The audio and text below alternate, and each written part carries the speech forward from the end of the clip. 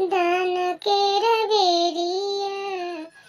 किन के फटीला छतिया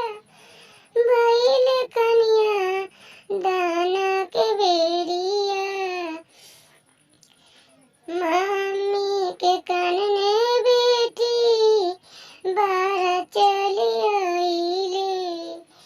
मम्मी के कन्ने बेटी बाहर चली आइले पापा के फटेला छतिया भइल कनिया दान के